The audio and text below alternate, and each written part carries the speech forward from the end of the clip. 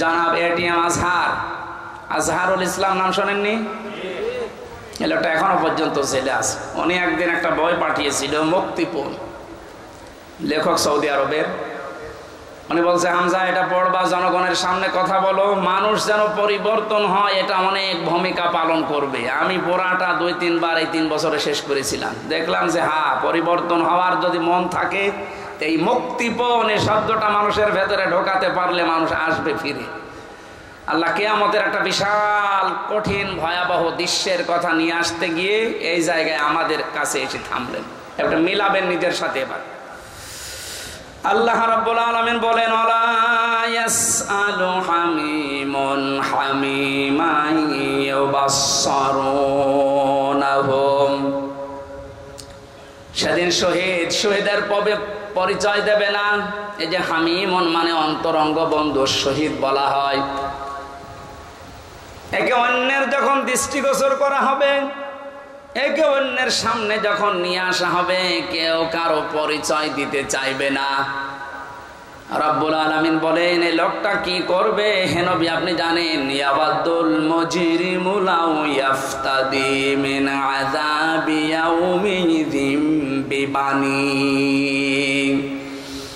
এই লোকটা মুক্তিপণ হিসাবে নিজের সন্তানকে প্রথমে আল্লাহর কাছে বলবে, আল্লাহ এটা দিয়ে দিলাম, আমার এই ছেলে মেয়ে দিয়ে দিলাম, আপনি আমাকে বাঁচান। আজকে আমি আজটা পড়ার পরে মিলিয়েছিলাম আমার ফারিহার সাথে। আমার এই ছোট মেয়েটা আমি জেলখানায় যাওয়ার আগে 1 বছর বয়স ছিল, এখন ওর বয়স 4 বছর। ওর কথা যখন মাঝে মাঝে মনে হতো, আমি এটার সাথে মিলাতাম যে বিবানি, আল্লাহ কিয়ামতের দিন সন্তান মানুষ দিতে চাইবে মুক্তিপণ হিসাবে। তো এটা তো আমার সাথে মিলছে না। আমি আয়না ঘর থেকে শুরু করে ডিবি অফিসে এই মাটির নিচে গুম হওয়া থেকে শুরু করে জেলখানার এই ফাঁসির কন্ডেম সেলে থেকে বিচ্ছিন্ন ছিলাম, যোগাযোগ, কষ্ট পেয়েছি। কিন্তু আমার মেয়েটাকে আমি যে ভালোবাসি এখনো পর্যন্ত, আল্লাহ রসুলের পরে পৃথিবীতে সবচাইতে বেশি ভালোবাসি এখনো আমার ওই ছোট মেয়েটাকে। আল্লাহ নিজে তৈরি করে দিয়েছে। অথচ আল্লাহ বলছেন, ফারিহাকেও কিয়ামতে হামজা তুই বলবে যে এটাও দিয়ে দিলাম, আমারে বাঁচাও। এটা আমার বিশ্বাস হচ্ছে না যে না, এটা হবে না, এটা হওয়া কথা না। আল্লাহ বলেন শুধু ফারিহাকে না, ওয়াসাহিবাতিহি ওয়া আখি, মানুষ তার স্ত্রী এবং তার ভাইকে পর্যন্ত মুক্তিপণ দিতে চাইবে। ফাসিলাতি হিল্লাতি তওবে, শুধু স্ত্রী আর ভাই না, নিজের জ্ঞাতি গোষ্ঠী যারা তাকে আশ্রয় দিত, প্রশ্রয় দিত, সামাজিকভাবে, রাজনৈতিকভাবে, পারিবারিকভাবে, গোষ্ঠীগতভাবে যারা তাকে বিপদে পড়লে আশ্রয় দিত, এদেরকেও বলবে আল্লাহ এদেরও দিয়ে দিলাম। এটা আজকে আমি মিলালাম হাজী সেলিমের সাথে। যেভাবে গালিগালাজ করছিল কোর্টে তোলার সময়, কত টাকার মালিক আপনি বলেন তো হাজী সেলিম।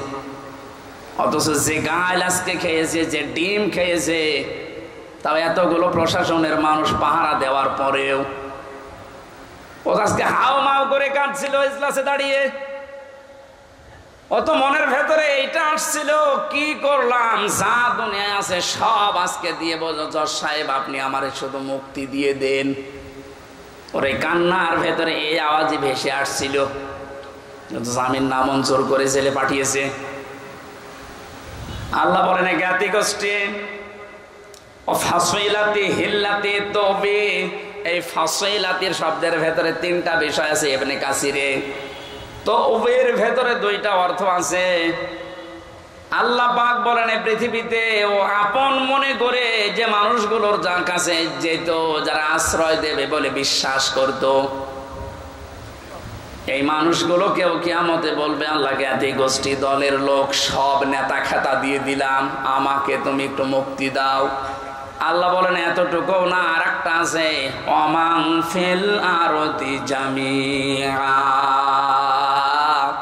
ওর দুনিয়ায় যত স্থাবর অস্থাবর সম্পদ ছিল, যত সম্পদের মালিক ছিল, সব আমাকে দিতে চাইবে। শুধু বলবে সুম্মায়ুজি, আমি মুক্তি চাই। আমি কি চাই? এটা শুধুমাত্র মনে হয় হাজী সেলিমের জীবনে, আমাদের জীবনে এরকম সময় আসবে না। এক কথা বলুন। প্রত্যেকের জীবনে অপেক্ষা করছে। আমি আমার ফারিহাকে, আমার স্ত্রী তামান্নাকে, আমার ভাই নেই, আমার বোন আছে রুনাকে, আমার জ্ঞাতি গোষ্ঠীর 100 জনের 98 জন আওয়ামী লীগ করতো, এখন পুরা পাল্টিয়ে গেছে। এখন বলছে আমরা কিছু করি না। এই পর্যন্ত না, আমার যত সম্পদ আল্লাহ দিয়েছেন, আমার বাবা আর আমার সব, আমি একটা একটা করে আল্লাহকে আমি দিতে চাইবো। শুধু বলবো, আল্লাহ তুমি আজকের এই কঠিন দিন থেকে আমারে বাঁচাও। আল্লাহ দিনের পরিচয়টা একটু দিয়েছেন কোরআনে, ফাকাইফা তাত্তাকুনা ইন কাফারতুম ইয়াউমা ইয়াজআলুল ওয়ালদানা শিবা। হে নবী, কিয়ামত আমি কেমন ভাবে বানাবো জানেন? যুবক মানুষ কিয়ামতের দৃশ্য দেখে বিদ্ধ হয়ে যাবে। ঢাকাবাসী একটা মানুষ বুড়ো হয়ে যায় কখন? 60 বছর, 70 বছর, 80 বছর সময় লেগেছে,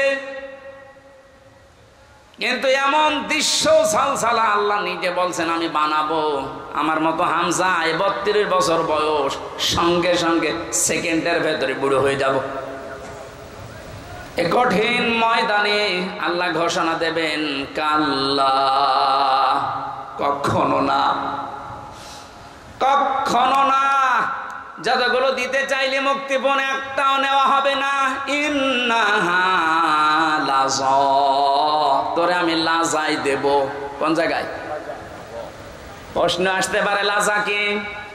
এখানে যারা আছে আমরা অনেকেই জানি জাহান্নাম 7টা, জান্নাত 8টা।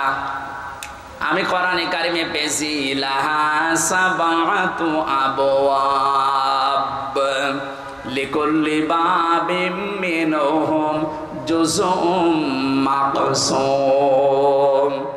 সূরা হিজরের 44 নম্বর আয়াতে আছে, আল্লাহ পাক বলেন জাহান্নামের দরজা 7টা। যে যে অপরাধ করবে আল্লাহ তাকে ওই দরজা দিয়ে ওই জাহান্নামে প্রবেশ করাবে। তাহলে জাহান্নাম একটা, এর দরজা 7টা। কয়টা? এটা মনে হচ্ছে কোন স্কুল না? এখানে 1 থেকে মনে করেন 5 পর্যন্ত পড়ানো হয়। প্রত্যেকটি ক্লাসে আলাদা আলাদা রুম আছে, কিন্তু মানে বিদ্যালয় বা শ্রেণী তো একটাই বলা হয় যে বিদ্যালয় বা মাদ্রাসা, স্কুল যাই বলেন স্কুল। এই স্কুলের 5টি স্তর আছে, 1 থেকে 5 পর্যন্ত। যে যে ক্লাসে পড়ে সে দরজা দিয়ে প্রবেশ করে ক্লাস করে বাড়ি চলে যায়। 3-তে পড়ে, 5-এ গিয়ে ক্লাস করতে পারবে। এটা যেমন সহজে বুঝলেন। আল্লাহ পাক জাহান্নাম বানিয়েছেন একটা, স্তর বানিয়েছেন এরকম 7টা। দুনিয়ায় যে যে ধরনের অপরাধ করবে তাকে ওই দরজা দিয়ে প্রবেশ করিয়ে শাস্তি দেবে। এর 1 নম্বর দরজার নাম হচ্ছে হুতামা, খুব ভয়ঙ্কর জায়গা। এর 2য় নম্বরে লাজা। আল্লাহ বলেন এই যে মানুষগুলো মুক্তিপণ হিসাবে কিয়ামতের কঠিন দৃশ্য থেকে দিতে চাইবে, দিতে চাইবে, দিতে চাইবে, আমার আওয়াজ হবে কাল্লা, না, ইন্নাহা লাযা, তোর এই লাজার দরজা দিয়ে প্রবেশ করাবো। এটা কেমন জায়গা হে নবী আপনি জানেন? নাযাআতাল লিশাবা। এখানে ঢুকলে আগে মানুষের চামড়া খসে যাবে। শাওয়া শব্দের শাব্দিক অর্থ বেশি ইবনে কাসিরে, হাড় টুকরা টুকরা করলে যেভাবে খণ্ড বিখণ্ড হয়ে যায়, উপরে বাড়ি দিলে হাড় যেভাবে খণ্ড খণ্ড হয়ে যায়, এইরকম জায়গা এটা। বাংলাদেশ সহ বিশ্বের যত কঠিন জায়গা আছে, শুধু যেখানে কারেন্টের শর্ট দিয়ে মানুষকে গলিয়ে ফেলা হয় এইটা বাদ দিয়ে এদেশে এমন কোন রিমান্ডের জায়গা নেই যেখানে গেলে চামড়া আগেই খসে যায়। আমরা বহুবার বলেছিল যে এই যে এইগুলো আমরা তুলি, অস্ত্র নিয়ে এসেছিল বিভিন্ন মেশিন, যে এই যে নখ আমরা তুলে ফেলি এইটা দিয়ে, কিন্তু ওটা দেওয়ার পরে এরপরে টান দেবেন, এরপরে উঠবে, তাছাড়া ধরে রাখলে ওঠে না। অথচ আল্লাহ নাযাআতাল লিশাওয়া দিয়েছেন, লাজায় প্রবেশ করার সঙ্গে সঙ্গে মানুষের চামড়া আর এই নখগুলো উঠে চলে যাবে। এবার আপনি ভাবেন তো বাস্তবতা নিয়ে যে কিরকম জায়গা এটা, যেখানে প্রবেশ করলে আগে চামড়া খসে চলে যায়, নখ উড়িয়ে যায়। আল্লাহ বলেন কঠিন ভয়ঙ্কর জায়গায় কাদেরকে ডাকবে জানো? তাদউ মান আদবারা ওয়া তাওয়াল্লা। দুনিয়ায় যে মানুষগুলোকে সত্যের দিকে আহ্বান করা হয়েছে, এরা সত্যের কথা শোনার পরে অহংকার করে এদবার করেছে, মুখ ফিরিয়ে নিয়েছে। আমার মনে হয় আয়াতের বাস্তবতা বাংলাদেশে সবচাইতে বেশি। এত কোরআনের কথা আলোচনা পৃথিবীর কোন জায়গায় হয় না। এত আলোচনা হওয়ার পরে সত্যকে সত্য জানার পরেও যারা ঘাড় ঘুরিয়ে অহংকার করে চলে যান, আপনার জন্য আল্লাহ লাজা প্রস্তুত করে রেখেছে। ইহুদি খ্রিস্টানদের আমরা প্রতিদিন 17 বার করে বরদোয়া দেই। কতবার? এই যে গায়রিল মাগদুবি আলাইহিম ওয়ালাদ-দাল্লিন, দুইটা জাতির কথা আছে, ইহুদি আর খ্রিস্টান। বারবার আল্লাহকে বলা হচ্ছে, আল্লাহ এদের পথ আমাদেরকে দেখিও না, এরা অভিশপ্ত। এরা অভিশপ্ত না? আমি তাফসিরে পড়েছি কেন আল্লাহ এদের নাম দিলেন। কারণ ইহুদি খ্রিস্টানদের কাছে সত্য এসেছিল আমাদের নবীজি সম্পর্কে, যে বিশ্ব নবী মুহাম্মদ রাসূলুল্লাহ শেষ নবী, এটা সর্বশেষ নবী, শ্রেষ্ঠ নবী। ইহুদি আর খ্রিস্টানরা জানতো ওদের তাওরাতে ইনজিলে স্পষ্ট আছে লেখা, এরপরও অহংকার করে হিংসা করে মানতো না। আপনি কিন্তু বুঝতে পারছেন হামজা যা বলছে কোরআন দিয়ে হাদিস দিয়ে ও বানিয়ে বলছে না, ও সত্য কথাই। যে সত্য জানার পরেও অহংকার করে হিংসা করে অনেকে এরপরও চলে যাবে, এদের জন্যই লাজা। 2 নম্বরে যারা মাল সম্পদ জমা করে আর বারবার সংরক্ষিত রাখার চেষ্টা করে। আজ হাজারো মানুষে বাংলাদেশে চরিত্রের আছে, বৈধ অবৈধ নেই, মাল জমা করে যাচ্ছে। ইয়াহসাবু আন্না মালাহু আখলাদা, মনে করে এটা আমার কাছে স্থায়ী ভাবে থাকবে। শুধু জমা করে শেষ না, এটা সংরক্ষণ করার জন্য কত কায়দা কৌশল। এদেশে জায়গা হয় না, বেগম পাড়া বানাচ্ছে। এদেশে জায়গা হয় না, সুইস ব্যাংকে রাখছে যেন সংরক্ষিত থাকে। সম্পদ উপার্জন করা নিষেধ না, বৈধ পথ বাদ দিয়ে যারা অবৈধ পরে উপার্জন করার পরে এগুলো যারা সংরক্ষণ করার চেষ্টায় আছেন হক আদায় না করে, তার মানে যাকাত দেওয়ার হক ছিল আপনি দেননি, দান সাদাকা করার অর্থ ছিল আপনি করেননি। বৈধ অবৈধ না ভেবে শুধু জমা করা, এভাবে যারা জমা করে গিয়েছেন আর সংরক্ষিত রাখার জন্য চেষ্টা চালিয়েছেন, আপনার জন্য লাজা। আমাকে সহ যারাই শুনলাম, আল্লাহ তুমি লাজা থেকে আমাদেরকে বাঁচাও, বলেন আমিন। বাংলার মুসলমানেরা, পৃথিবীর জমিনটা আপনি যদি বদ্ধ জায়গায় কিছুদিন থাকেন, আপনার কাছে স্পষ্ট ধারণা চলে আসবে মাটির নিচে সরকার আমাদেরকে দিয়ে লস হয়নি, আমার কষ্ট হয়েছে, লস হয়নি। দুনিয়ার জীবনটা আগে যে দৃষ্টিতে দেখতাম, পুরা দৃষ্টি আমার পাল্টিয়ে গেছে। আল্লাহ তাআলা বলেন, আমাল হায়াতুদ দুনিয়া ইল্লা মাতাউল গুরুর, পৃথিবীর জমিনটা ধোঁকা। বাস্তবে এখন দেখছি ঠিক 100 ভাগ আসলে ধোঁকা। আপনার মা বাবা ধোঁকা, স্ত্রী ধোঁকা, সন্তানাদি ধোঁকা, আপনার নেতা খেতা দলের লোক সব ধোঁকা। মনে করছেন না মা বাবার সম্পর্কে কথা বললো কেন? ধোঁকা। আপনি বাস্তবে নিয়ে যান, দেখবেন।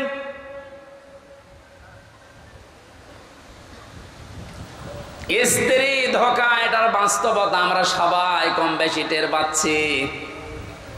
আপনি যদি একটু শ্বশুর শাশুড়িকে অপমান করার চেষ্টা করেন, আপনার আপন বউ আপনার পর হয়ে যাবে। শ্বশুর শাশুড়ি বাদ দিলাম, স্ত্রীর ভাইকে অপমান করে একটা কথা বলেন, যত সুন্দর স্ত্রীর ব্যবহার হোক সেকেন্ডে পাল্টিয়ে যাবে। দুনিয়ার সব কিছু যখন ধোঁকা ধোঁকা বলে আল্লাহ ঘোষণা দিয়েছেন, আমরা এই ধোঁকার পেছনে পড়ে থেকে আমাদের বিশাল আখিরাত আমরা যেন নষ্ট করি না ফেলি। আমি সহ যারা এসেছি, আল্লাহ তুমি আমাদেরকে ইখলাসের সাথে এগুলো মেনে চলার তৌফিক দাও, বলেন আমিন। এসেছিল নবীজি বললেন, কি তোমার এই অবস্থা? কাঁধের ওপর একটা ভাঙ্গা মূর্তি নিয়ে নাক ভাঙা। তোমার মূর্তির নাক ভাঙা কেন? লোকটা বলে, হে রাসূল, এটা আমার মূর্তি না, এটা আমার খোদা, এটা সব সময় আমি সঙ্গে রাখি। না জানি কখন কোন বিপদে পড়ি। আজও আমার মনে হয় ১,৫০০ বছর আগে এই লোকটা না বুঝে তার খোদাকে সঙ্গে রেখেছিল বিপদ থেকে বাঁচার জন্যে। আর ডিজিটাল যুগে অনেকে বুঝে শুনে খোদাকে ওপরে রেখে দেয়। ওপরে খোদা দেখবেন, নিচে খোদা হা করে আছে। সিস্টেম একই, শুধু নিয়মটা পাল্টিয়েছে। ও সাথে রাখতো, পকেটে রাখতো, আর ওপরে রেখে হাত তুলে থাকে। আমি কি বেশি বললাম? তো এই যে এই খোদার সাথে রেখে কি আনন্দ পেলেন আপনি, কি উপকার হয়েছে? হ্যাঁ, সাময়িক কিছু উপকার হয়েছে, কারণ ওপরে খোদা আছে, নিচে যদি খোদা এভাবে থাকে মানুষ মনে করে না এ খোদার লোক। এ পর্যন্ত শেষ। এই পরিচয় দেওয়ার কি এখন সময় আছে? আর দিতে পারবেন? নবীজি বললেন নাক ভেঙেছে কি করে? লোকটা বলে ইয়া রাসূলুল্লাহ, যেখানে যায় একে নিয়ে যায় বিপদ থেকে বাঁচার জন্যে, প্রাকৃতিক প্রয়োজন সারার জন্য আমি গেছি, কিন্তু এরে তো আর টয়লেটে নিয়ে যাওয়া যায় না, খোদার মান থাকে। এখান থেকে বাস্তবতা হচ্ছে, যারা টাকার ভেতরে বিভিন্ন মানুষের ছবি দিয়ে সম্মান বাড়াতে চান, ওরে নিয়ে মানুষ যায় কোথায়? আপনার সম্মান বাড়ে? বিবেকের কাছে প্রশ্ন করেন, জিজ্ঞাসা করা লাগবে। একটা মুশরিক, এই লোকটাও তার খোদাকে টয়লেটে নিতে রাজি না, আর আপনি যাকে ওই রকম সম্মান দিয়ে রাখেন তারে পকেটে করে সব জায়গায় নিয়ে যাচ্ছেন। আপনি কথা বুঝে চিল্লাচ্ছেন তো নাকি আন্দাজে? আমি জানি আপনি বুঝতে ফেলেছেন। ঢাকার মানুষ খুব চালাক, এরা হা করলে হাসা দানায় হালসা বোঝে।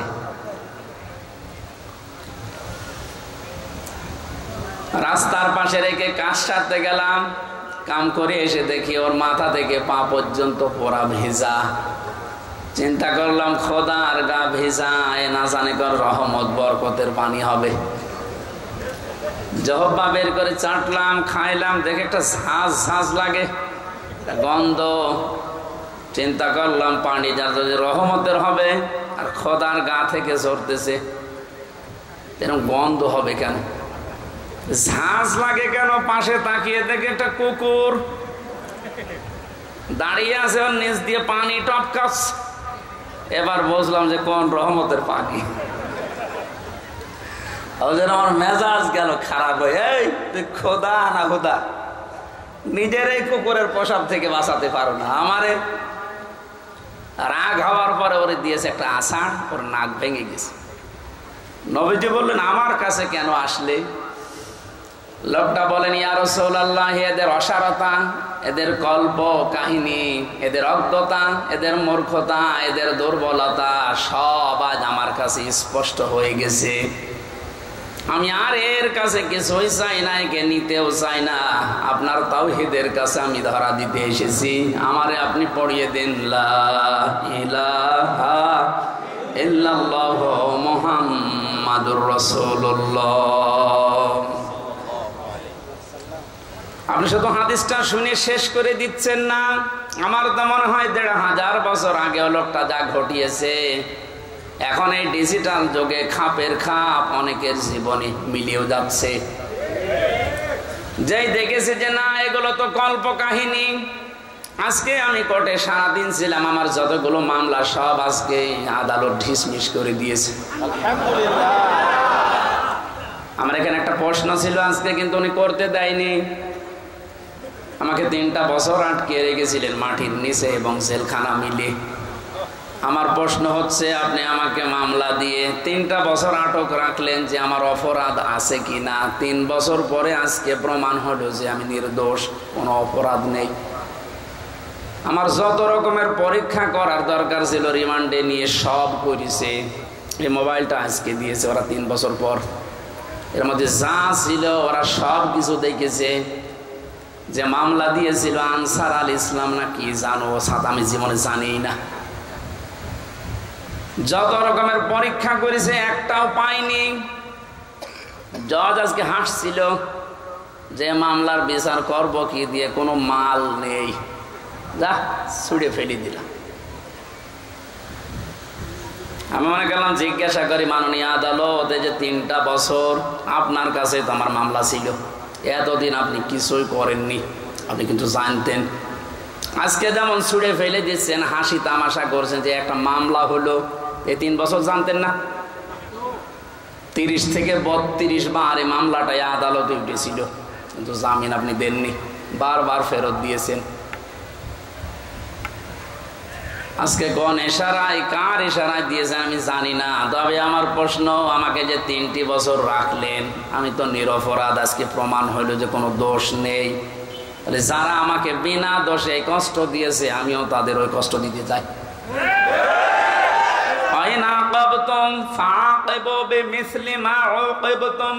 যতটুকু অত্যাচারিত হও অতটুকু করো। তা আমি যেহেতু হয়েছি, করানো আমাকে জানিয়েছে, সুতরাং আমি যতটুকু পেয়েছি, মাটির নিচে আপনারা আমাকে রেখেছিলেন, আমার মামলার আয়ু থেকে শুরু করে উপরের যে নির্দেশদাতা পর্যন্ত প্রত্যেককে আমি 3 বছর মাটির নিচে রাখতে চাই।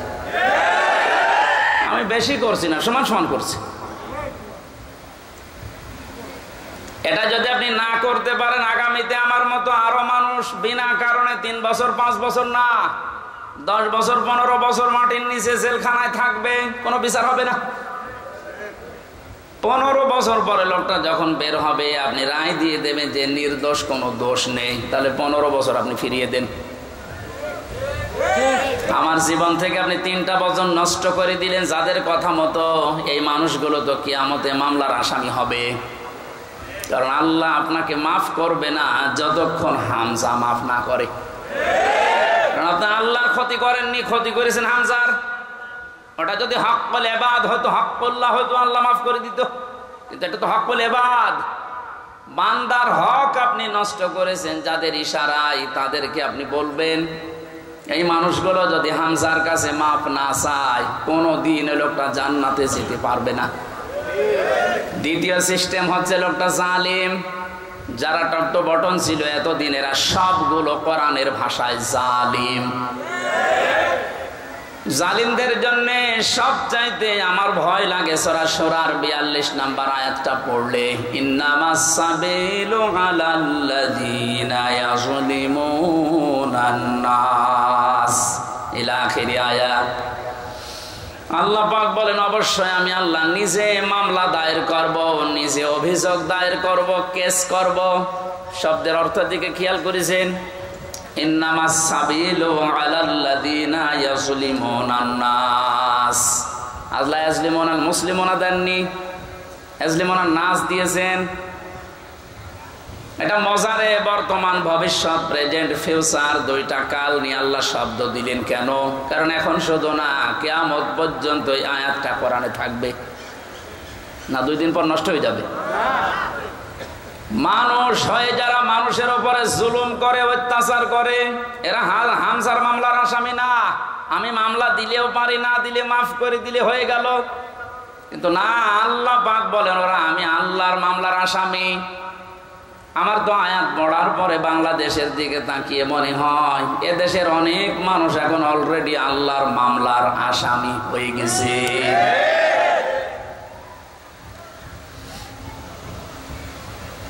যিনি বিচারপতি, যিনি রায় দেবেন, তিনি যদি মামলার বাদী হয়, বলেন আপনার পক্ষে রায় আসার সম্ভাবনা আছে? আমার পক্ষে তত বিচারপতি ছিল অনেকগুলো, সিএমএম কোর্টে, জজ কোর্টে, হাই কোর্টে পর্যন্ত, কিন্তু শুধু উপরের নির্দেশ পাইনি, এজন্য লিখে নাই। অথচ যিনি নিজে রায় দেবেন, যিনি নিজে নির্দেশ দেবেন, আলাইসাল্লাহু বিআহকামিল হাকিমিন, সবচাইতে বড় বিচারপতি যিনি, তিনি আল্লাহ আপনার মামলার আসামবাদী। আমার ভয় লাগছে আমরা আবার আল্লাহর মামলার আসামি হয়ে যাচ্ছি না তো? ওয়ায়াবগুনা ফিল আরদি বিগাইরিল হক, অন্যায়ভাবে পৃথিবীতে বিদ্রোহ করে যারা বেড়ায়, এই 2 প্রকার মানুষ আল্লাহর মামলার আসামি। আর এই 2 প্রকার মানুষ এখন বাংলাদেশে বেশি। আগস্টের 5 তারিখ থেকে আজকের এই 2 তারিখ পর্যন্ত তাকান, এই 26-27 দিনে কত ভাবে চেষ্টা চালাচ্ছে কি করে বিশৃঙ্খলা তৈরি করা যায়, বিদ্রোহ করা যায়, দুনিয়া অশান্ত করা যায়। আপনি আপনাকে বলছি, আমি আপনাকে ভালোবাসি, বাঁচাতে চাই। কোরআনের চোখ লাগিয়ে দেখতে পেলাম এই দেশে 5 তারিখের পর থেকে 2 তারিখ পর্যন্ত যারা শান্ত হয়ে যাওয়ার পরে বিশৃঙ্খলা করার চেষ্টায় আছেন, পৃথিবীর মানুষকে বোঝাতে চাঁদে দৃষ্টান্ত শান্ত নেই, কত রকমের প্রো তৈরি করে ইস্যু লাগিয়ে আপনি চেষ্টা চালিয়েছিলেন। তওবা করে ফিরে আসেন, নয়তো আপনি আল্লাহর মামলার আসামি। আমি আশা করি আপনি কথা বুঝেছেন। যদি না বোঝার ভান করে উল্টা পাল্টা ধারণা করেন, আপনার কপালে হেদায়েত আল্লাহ দেবে না। এই যে কপালে হেদায়েত দেবে না, এটা তো আমি বানালাম। হ্যাঁ, আল্লাহু লা ইয়াহদিল কওমাজ জালিমিন। ইহদি এটাও মোসারে, বর্তমান, ভবিষ্যৎ, প্রেজেন্ট, ফিউচার। আল্লাহ বলেন আমি জালেমদেরকে হেদায়েত দিচ্ছি না, দেব না। আর শর্তলা হচ্ছে ওদেরকে মাফ করে দেন। আমি মাফ করে করব কি? আল্লাহ তো হেদায়েত দেবে না জালেমদের। কারণ এত কঠিন নিকৃষ্ট আল্লাহর কাছে শব্দটা। নবীজি জানিয়েছেন আয-যুলমু যুলুমাতু ইয়াউমাল কিয়ামা। জুলুম কিয়ামতের ময়দানে ঘোর অন্ধকার হয়ে তার সামনে দেখা দেবে, নিজের হাত পর্যন্ত দেখতে পাবে না। এটা যদি 100 ভাগ আমরা বিশ্বাস করে বাস্তবে নিয়ে আসতে পারতাম, জীবনই পাল্টিয়ে যেত। আমি আমার ঈমান থেকে কথা বলছি। যারা এখনো পর্যন্ত এই আয়াতগুলোর সাথে মিলে যাচ্ছেন, আপনি থামেন। মৃত্যুর গড়গড়ানি চলে আসলে তখন কিন্তু আপনার পাশে বসে কালেমা পড়ালেও কাজ হবে না। ঢাকাবাসী, আমি যেটা শিক্ষা দেওয়ার জন্য পর্যন্ত আসছিলাম, আজ বহু মানুষের কল্প কাহিনী, মিথ্যাচার, মিথ্যা রচনা, অনেক ষড়যন্ত্র, বিশেষ করে উল্টা পাল্টা সব যেহেতু আমাদের কাছে ধরা পড়ছে, দলে দলে পালে পালে দেখতে পাচ্ছি মানুষ বুঝে হোক না বুঝে হোক এখন ইসলামে আসা আরম্ভ করে দিয়েছে। এটা কেন দিল? কোরআনে কারীম জানিয়েছে ইযা জাআ নাসরুল্লাহি ওয়াল ফাত ওয়া রাআইতান নাসা ইয়াদখুলুনা ফি দীনিল্লাহি আফওয়াজা।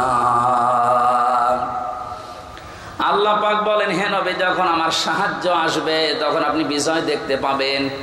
কিছু না হলেও কিছু আমরা পেয়েছি। আল্লাহর সাহায্য আসার কারণেই কিন্তু আমরা বিজয়ের স্বাদ পেয়েছি। মানুষ যে পরাধীন থাকলে কি হয়, এটা এই 27 দিন আমি টের পেয়েছি।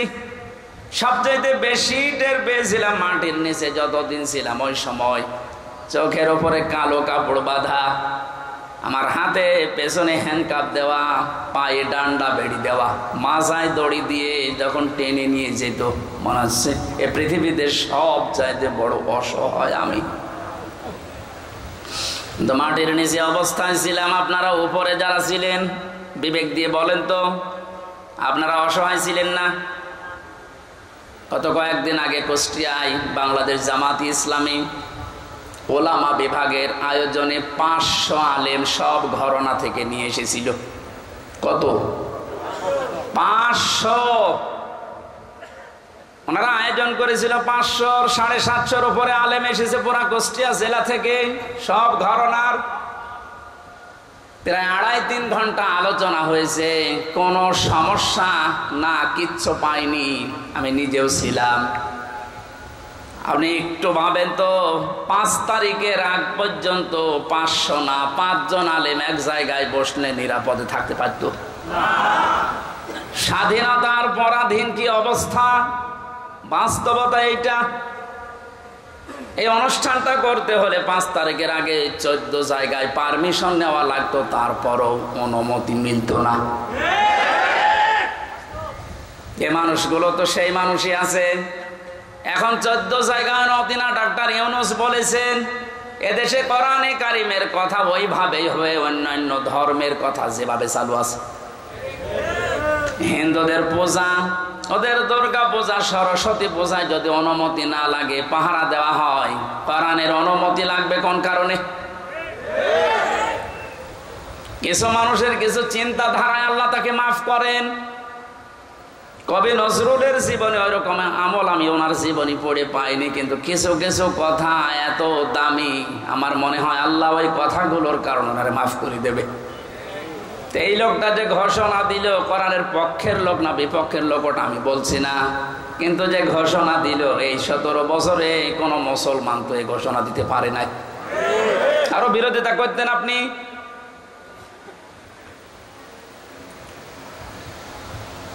অন্যান্য ধর্মের অনুষ্ঠানে যদি অনুমতি না লাগে, মুসলমানদের কোরআন প্রচারে প্রসারে অনুমতি নেওয়া লাগবে। কোন কারণে? কোনো অনুমতি আজকে থেকে নেওয়া লাগবে না।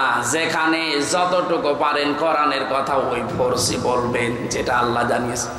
ওনার পরের দিন এই দেশের ডিসিএফ এর প্রধান যিনি গোয়েন্দা বিভাগের আমারে কল দিয়েছিল, আমার মাহফিল ছিল ওই দিন গাইবান্ধা, আমারে ডাক দিয়ে বলছে, হুজুর কোরআনের কথা বলতে দেশে 56,000 বর্গ মাইলের কোনো ইঞ্চিতে আর বাধা নেই। যে ফোর্সে আল্লাহ জানিয়েছে আপনি ওই ফোর্সে বলবেন।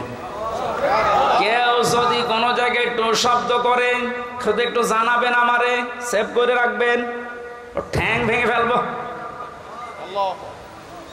আমি বললাম, স্যার আপনি এতদিন কোথায় ছিলেন? আমি কেবল দায়িত্ব পেয়েছি।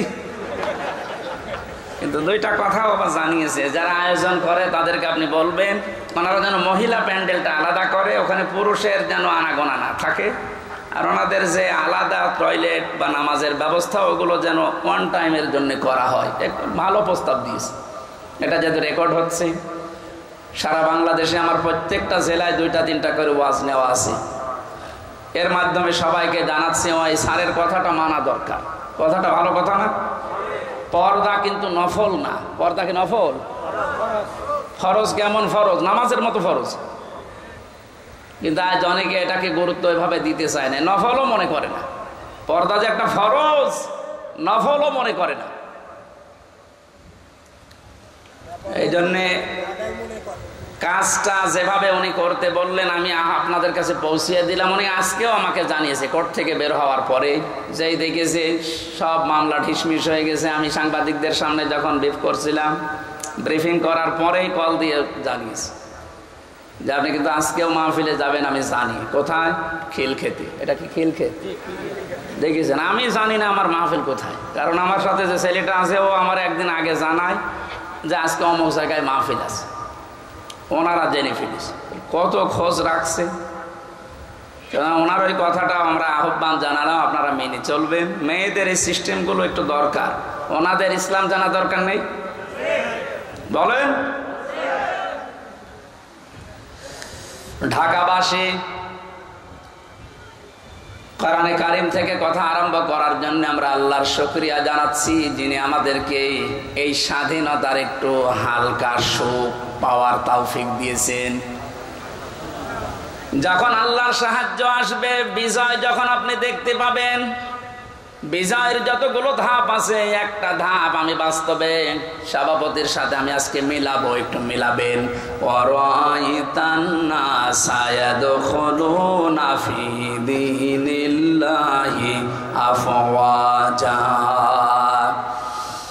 আল্লাহর সাহায্য আসলে আপনি বিজয় দেখতে পাবেন। বিজয়ের প্রথম ধাপ এটা, দলে দলে পালে পালে মানুষ দেখবেন ইসলামে প্রবেশ করছে। আপনি 27 দিনের জরিপটা একটু দেখেন। আগস্টের 5 তারিখের আগে আমি 4 তারিখে রাত্রে পেয়েছিলাম একটা জরিপ।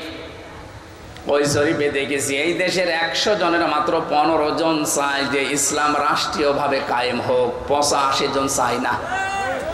আজকে মাগরিবের পরের রিপোর্ট আমি ঘুমানোর আগে দেখেছিলাম বিবিসি থেকে। আজকের রিপোর্ট হচ্ছে দেশের 100 জনের 35 জন এখন চাচ্ছে দেশে কোরআন দিয়ে দেশটা চলুক। আপনি একটু সুযোগ দেন। দলে দলে যেভাবে প্রবেশ করছে, গাইবান্ধার পলাশ বাড়িতে আমি 45 মিনিট আলোচনা করার পরে এক হিন্দু অনার্স মাস্টার্স করা এক শিক্ষিত মানুষ এসে বলছে, আমার ধর্মে আমি আর থাকবো না, আপনি আমার ইসলামে প্রবেশ করান।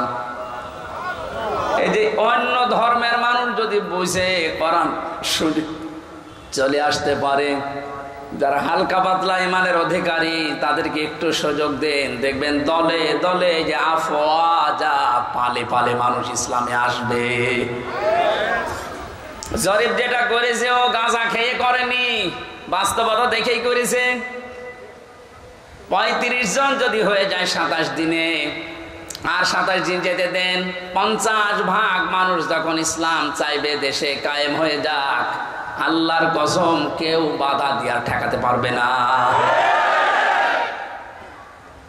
ওই যে ঐক্যের ডাক দিচ্ছিলেন, ওই কথাটা বোঝানোর জন্য একটা উদাহরণ বলছি কয়েক মিনিটে, একটু মিলান। একটা হোস্টেলে 100 জন ছাত্র, প্রতিদিন ওনাদেরকে যে নাস্তা দেওয়া হয়, এর ভেতরে 20 জন ঘাড় তাড়া করে আছে যে না, এই নাস্তা আমরা খাবো না। কয়জন? 20 জনের ভেতরে না, 100 জনের ভেতরে 80 জন। 80 জন বলছে এই প্রতিদিন এই যে নাস্তা দেওয়া হয় এটা আমরা খাবো না, এই মেনু পাল্টাতে হবে। হোস্টেল যিনি সুপার আছেন বলছেন তাহলে ভোট দাও। প্রত্যেকেই ভোট বাক্স দিয়েছে। কেউ বলছে আমরা রুটি পাউরুটি চাই, রুটি কলা চাই, কেউ খেসুড়ি চাই, কেউ রোল চাই। এভাবে একটা একটা করে দিতে দিতে সর্বশেষ দেখা গেল 20 জন মাত্র যে নাস্তা ছিল আগে ওইটাই আছে, আর বাকি 80 জন এই নাস্তার সাথে একমত না। 20 জনের এক জায়গায় ভোট পড়েছে, এখন 80 জন বাকি আছে, ওরাও ভোট দিয়েছে। কারোটা 15, কারোটা 14, কারোটা 18, এভাবে করতে করতে ভাগ হয়ে গেছে। নাস্তার বিল যেটা পাস হবে, বেশি সংখ্যক যেহেতু মানুষ যেখানে পাস হবে ওইটা, 80 জন থাকার পরও নাস্তার ওই বিলটা পাল্টায়নি। কারণ এখানে কয়জন? আরো জোরে বলেন। আমি শুধু বলার জন্য বলছি তা না, এটা জীবনে মেলাতে হবে। আজ সময় এখন ওইটাই। আমরা সংখ্যায় টুপিওয়ালা মানুষ। এদেশে 100 জনের 96 ভাগ আমরা মুসলমান। 20 জন যদি এদেশে ইসলাম নাও চাই, 80 জন আমরা চাই, কিন্তু ছোটখাটো বিষয় নিয়ে মতপার্থক্য করার কারণে আজ আমরা দল বিদলে বিভক্ত হয়ে 20 পর্যন্ত যেতে পারছি না। 18, 17, 15। জেলখানার ভেতরে আমি ছিলাম মাওলানা মামুনুল হকের সাথে 3টা বছরই। উনি মাঝে মাঝে বলতেন, হামজা বাইরে থাকতে ভাবতাম কি আর ভেতরে এসে বসতেছি কি। এখন যে পাল্টিয়ে যাব, কে বুকে হাত বাঁধে, কে আমিন জোরে বলে, কে নবীকে দাঁড়িয়ে সালাম দেয়, কেউ বসে সালাম দেয়, ওসব সব বাদ। আল্লাহ একজন আছে, রাসূল একজন আছে, কোরআন আছে, কথা বিশ্বাস যারা করে তাদেরকে এক জায়গায় নিয়ে আসা লাগবে। ইহুদি, খ্রিস্টান, বৌদ্ধ, মুশরিক যারা, ওরা কিন্তু এই ধোঁয়াগুলো তুলে আমাদেরকে আলাদা আলাদা করে রেখেছে। এই জন্য 80 জন হওয়ার পরও 20 জনের সাথে কথা বলছেন। যেভাবে চলতেছে, আশা করছি কোরআনের এই আয়াতটা বাস্তবে আল্লাহ আমাদেরকে দেখাবেন। আরাইতান নাসা ইয়াদখুলুনা ফি দীনিল্লাহি আফওয়াজা। দলে দলে পালে পালে যেভাবে মানুষ ইসলামে আজ দীক্ষিত আর আরম্ভ হয়েছে, আল্লাহ পাক যেন চর্ম চোখে দেখার তৌফিক দেন যে কোরআন দিয়ে 56,000 বর্গ মাইল চলছে। শোক এবং শান্তি শব্দ দুইটা। শোক 3টি বিষয়ের নাম, শান্তি 4টা বিষয়ের নাম। বাস্তবে ছোট জীবনে বহু দেশ আমি ঘুরেছি। আমি আকিস গ্রুপে চাকরি করতাম খতিব হিসাবে। ওনারা একটা ভিসা লাগিয়ে 27টা দেশ আমার একবারে ঘোরানোর ব্যবস্থা করে দিয়েছিল। যদিও 3 বছর জেলে থাকার কারণে আমার ভাগ্য হয় নাই, তারপরও আমার ব্যক্তিগতভাবে বহু দেশে আমি গেছি। সুখ শান্তি এটা কিনতে পাওয়া যায় না। আল্লাহ পাক সুখ এবং শান্তি নিজের পক্ষ থেকে দান করেন। এজন্য 53 বছর হয়ে গেল, সুখ শান্তি দুইটার একটাও আমরা এখনো পাইনি, অনুধাবনও করতে পারছি না। কারণ চলছিল এই 53 বছর মানুষের তৈরি করা নিয়ম নীতি দিয়ে। বাবা চালিয়েছিল, আমি দেখি নাই, ওই মুরব্বীরা দেখেছে। ব্যাপারটা দেখে নাই? স্বামী চালিয়েছিল, ওনারা দেখেছে, আমি তো দেখি না। 92 সালে জন্ম। চাচা চালিয়েছিল, বউ চালিয়েছে, ভাবিও চালিয়েছিল, সবগুলোই আমরা দেখেছি। শুধু কোরআন দিয়ে দেশ চললে কেমন দেখা যায় আজও দেখিনি। দেখেছেন? এটা দেখেছেন? দেখেছেন? এটা দেখার দরকার না যে এটা দিয়ে চললে কেমন লাগে? আন্দাজে চিল্লানো না, সত্যি সত্যি মন থেকে বলবেন। যদি চান ওই 35 জনের ভেতরে আপনি যেন থাকেন যে হ্যাঁ এইটা দিয়ে দেশ যেন চলে, আমি এটা দেখতে চাই, হাত তোলেন তো, লিল্লাহি তাকবীর।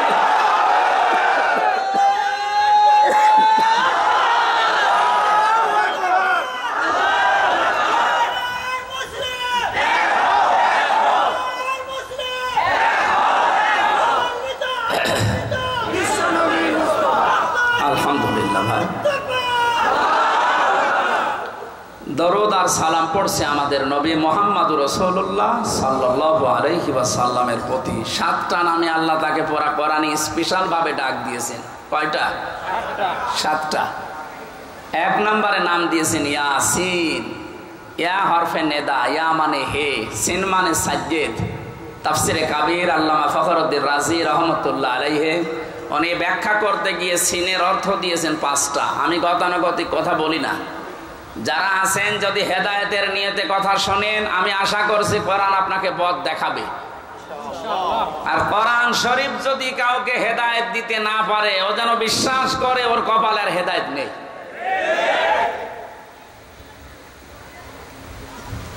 মানিত্তাবাআল হুদা বিগাইরিল কোরআন আদাল্লাহুল্লাহ। তিরমিজি শরীফের হাদিস। নবীজি বলেন, কোরআন বাদ দিয়ে যদি পৃথিবীর কোন জায়গায় কেউ ভালো হওয়ার নিয়তেও যায়, আল্লাহ নিজে দায়িত্ব নিয়ে তাকে গোমরা করে দেয়। ও ঢাকাবাসী শব্দের দিকে খেয়াল করেন, হুজুর আছে আদাল্লাহুল্লাহ বাবে ইফাল। নবী যদি দল্লা দিতেন তাও অর্থ হয়ে যেত। দল্লা ইয়াদিল্লু না দিয়ে আদাল্লা ইয়াদিল্লু দিয়েছেন। দল্লা শব্দটার বাংলা অর্থ হচ্ছে আপনি নিজেই নিজেকে খারাপ বানিয়ে ফেলেছেন। আর আদাল্লা মানে আল্লাহ নিজে দায়িত্ব নিয়ে আপনাকে নিজে খারাপ বানিয়ে দিয়েছে। এ কথাটার অর্থ কি? কোরআন যেখানে নেই ওই জায়গায় যদি কেউ ভালো হওয়ার নিয়তেও যায়, ওকে খারাপ বানাবে হামজা কে? বলেন বলেন।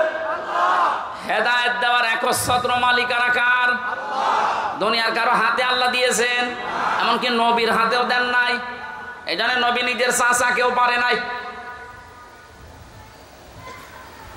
এই হাদিস দ্বারা বোঝা যায় কোরআন যেখানে নেই ওই জায়গায় যদি আপনার নিয়ত ভালো থাকে, আল্লাহ কিন্তু আপনাকে ছাড়বে না। আপনি গেলেন কেন? এর বাস্তব প্রমাণ বাংলাদেশের মাজারগুলো। আপনি তাকান, আমার কুষ্টিয়ার লালনের মাজার। অনেকেই তো যায় ওখানে আল্লাহর ওলি ঘুমিয়ে আছে এই কথা মনে করে, কিন্তু কোরআন ওখানে চলে না, ওখানে চলে শুধু গাঁজা। আমি তো যতটুকু জানি বা দেখেছি, সারা দেশ মিলে আপনি যে কয় মন গাঁজা না পাবেন, লালনের মাজারে তার থেকে বেশি গাঁজা পাবেন। রাত 9টার পরে গেলে দেখবেন সব অন্ধকার, পুলিশ পাহারা দিয়ে গাঁজা খাওয়াচ্ছে। আমি একবার গিয়েছিলাম রাত 9টার পরে বাড়ির পাশে, তো গিয়ে দেখছে একটা ন্যাংটা, কিচ্ছু নেই, ওরে দুধ খাওয়াচ্ছে। কে এরে দুধ খাওয়ান? ওরা হুজুর আল্লাহর ওলি। আল্লাহর ওলি মানে? হ্যাঁ, এর ভেতরে মাল আছে। মাল তো আছে, সব তো দেখা যাচ্ছে। নতুন কোন মাল দেখাও, এ মাল তো সবাই আছে। খালি বিচারপতি মানিকেরটা নেই, ওটা উড়ে গেছে। ওনাকে বলেছে যে আমার বিসি নিল কে, এখন বেশি খুঁজতে পারছে না। ইসলামের যে ক্ষতি করেছে এই লোকটা, আলেমদের যে দুশ্মন ছিল, আল্লাহ আমার মনে হয় সরাসরি হাত দিয়ে দেখিস। আমার জীবনের শখ যে আল্লাহ যদি পৃথিবীতে আর কিচ্ছু না দেখায়, কোনো আফসোস আমার জীবনে নেই। আল্লাহ ওরে যে ধরা ধরিস। এই কথা বলছেন।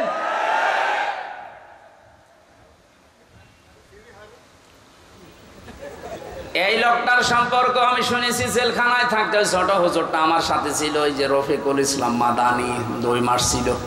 আমার বলছে, হামজা ভাই আমারে প্রথমে রিমান্ডে নিয়ে রাত 12:30টার দিকে নিয়ে গেছে ওই হাতির ঝিলে। ওরা উলঙ্গ করেছে আমারে, আমি তো এমনি ছোট মানুষ, আমার জিনিসপত্র ছোট, আসলেও ছোট। আমারে নিয়ে পুরা উলঙ্গ করে একটা সিগারেট হাতে ধরিয়ে দিল।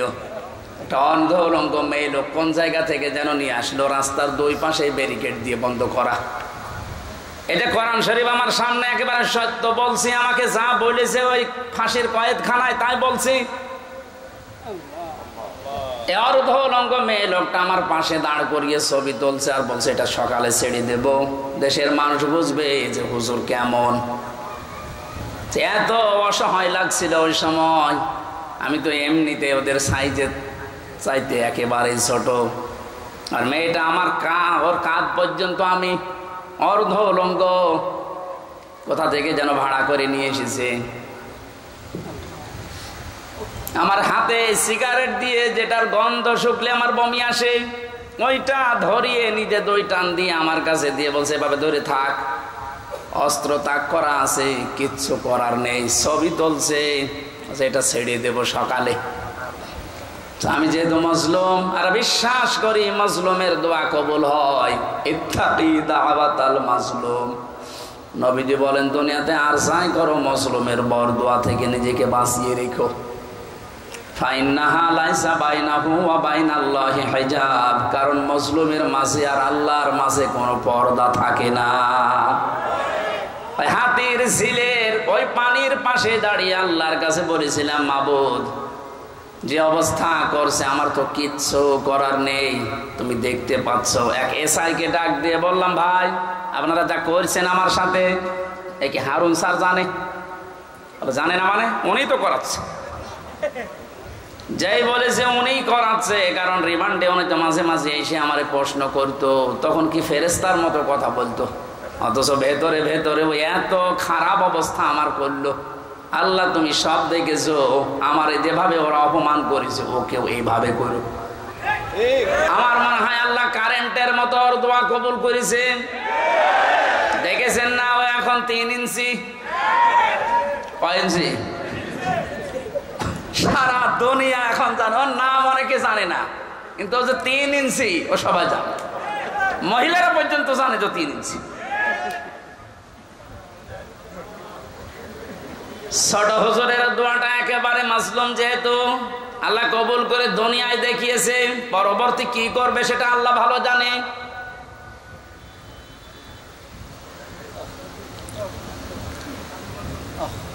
যেটা বোঝার জন্য বাস্তবে ইয়াসিন শব্দটা আমি নিয়ে আসলাম। আমি আশা করব আপনাকে ইয়াসিনে পাল্টাবে। অনেকে মনে করে ইয়াসিন সূরা পড়লে 10 খতম কোরআন শরীফের সওয়াব হয়, তো কেন হয়?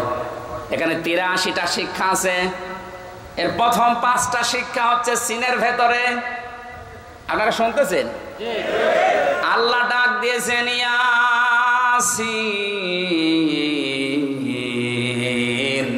হে নেতা। ইয়া মানে হে, সিন মানে সাজ্জেদ, সাজ্জেদের বাংলা অর্থ নেতা। মুফাসসির 5টা অর্থ দিয়েছেন তাফসিরে কাবীরে। 1 নম্বরে সাজ্জেদুল বাশার, 2 নম্বরে সাজ্জেদুল আলামিন, 3 নম্বরে সাজ্জেদুল কাউনাইন, 4 নম্বরে সাজ্জেদুল আম্বিয়া, 5 নম্বরে সাজ্জেদুল মুরসালিন। এক একটা শব্দের আবার ব্যাখ্যা করা আছে। আমি কথা বলছি তাফসীর আকারে, আপনি মিলান। প্রথম নম্বর অর্থ হচ্ছে সাজ্জেদুল বাশার, আল্লাহর ঘোষণা দেওয়া মানুষের জন্য একমাত্র নেতা আদর্শ একজন, তার নাম মুহাম্মদ রাসূলুল্লাহ। কি বুঝলেন ইয়াসিন পড়ে?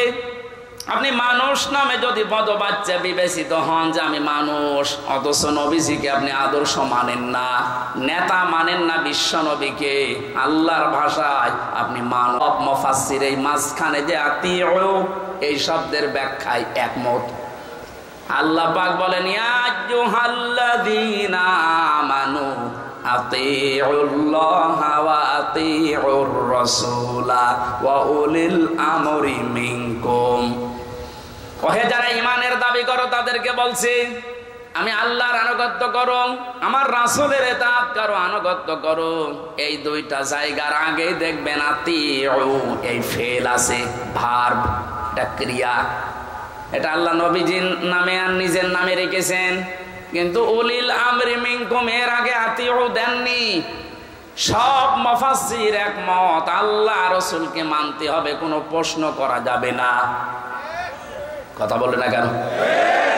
আল্লাহ রাসূলের পরে কিয়ামত পর্যন্ত যারা নেতৃত্ব দেবে দুনিয়ায়, যে মানুষগুলো এই পৃথিবীর নেতৃত্বে আসবে, উলিল আমর যারা, তাদেরকে যদি মেনে চলতে হয় নেতা হিসাবে, অবশ্যই দেখা লাগবে এরা আল্লাহ রাসূলকে মেনে চলে কিনা। যারা আল্লাহ রাসূলকে মেনে চলে না, তাদের জন্য রাজনীতি করা জায়েজ নেই।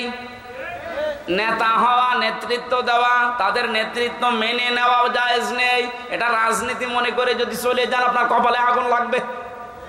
সূরা বাকারার 124 নম্বর আয়াত, وَإِذِ ابْتَلَى إِبْرَاهِيمَ رَبُّهُ بِكَلِمَاتٍ فَأَتَمَّهُنَّ قَالَ إِنِّي جَاعِلُكَ لِلنَّاسِ إِمَامًا। হযরত ইব্রাহিমের কথা স্মরণ করো। আল্লাহ নিজে বলছেন, আমি পদে পদে তাকে বাক্য দিয়ে পরীক্ষা করেছিলাম। যতগুলো পরীক্ষা ইব্রাহিমকে নিয়েছি, পুরা কোরআন শরীফে আমি পেয়েছি ইব্রাহিম নবীকে আল্লাহ পরীক্ষা করেছিলেন 50টা। কয়টা বলেন বলেন? 50টা পরীক্ষায় তিনি উত্তীর্ণ, একটাও ফেল করেননি। আল্লাহ রাব্বুল আলামিন এত খুশি হয়েছিলেন, তিনি ডাক দিয়েছেন, ইব্রাহিম আমি তোমাকে মানব জাতির জন্য নেতা বানিয়ে দিলাম। হযরত ইব্রাহিম বলেছিলেন, হে আল্লাহ, এই যে নেতৃত্ব দেওয়ার গুণাবলী, নেতা হওয়া, এটা কি শুধু আমি একাই পেলাম? ওয়ালা মিন যুররিয়াতি, নাকি আমার সন্তানাদি যারা দিয়া কিয়ামত পর্যন্ত আসবে, এরাও কি নেতা হতে পারবে? আল্লাহ সঙ্গে সঙ্গে সাফ ঘোষণা দিয়েছেন, ক্বালা লা ইয়ানালু আহদিজ জালিমিন।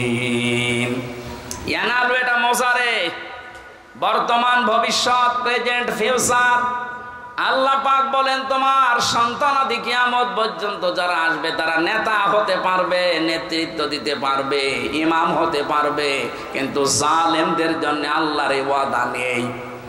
ইয়াতে মুফাসসিরিন ইকরাম ফি জিলালিল কোরআনে লিখেছেন সাইয়্যিদ কুতুব, যে দুনিয়ায় যারা জুলুম করে, সে নিজের উপরে হোক, পরিবারের উপরে হোক, সমাজের উপরে হোক, রাষ্ট্রের উপরে হোক, জনগণের উপরে হোক, যারা জুলুম করবে তাদের জন্য নেতা হওয়া, নেতৃত্ব দেওয়া, রাজনীতি করা জায়েজ নেই, হারাম। অথচ বাংলাদেশে তো উল্টা, যে যত বড় জালেম সে তত বড় নেতা। বেশি বলে ফেললাম? কিছুই বেশি হয়নি, কম হয়েছে। আহাদিস জালিমিন দিয়েছেন আল্লাহ, জালেমদের জন্য কোনো ওয়াদা নেই। আর তারা এখন বড় বড় নেতা হয়। 15 বছরে তারাই আমাদেরকে বলেছিল তোমরা মসজিদে থাক, খানকায় থাক। আর এই ময়দানটা আমরা 2000 টাকা যদি বাজেট হয়, 5 টাকা খরচ করে 1995 টাকা খেয়ে ফেলে। এক একটা প্রকল্পের জন্য 3 বার, 5 বার, 7 বার, 10 বার, 11 বার করে বাজেট হয়। এক একজনের যে টাকা পাচারের, এই যে এখন দেখছি, আমার মনে হয় যদি কিয়ামত পর্যন্ত হায়াত পেত এই লোকটা, এত টাকার মালিক হওয়া ওর দ্বারা বৈধ পথে সম্ভব না।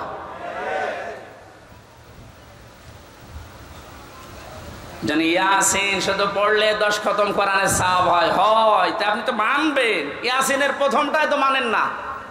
এই নেতৃত্বের কথা বললেই বলে রাজনীতি। আরে ভাই, রাজনীতি মানে রাজনীতি, এটা কোরআনের পাঠ না।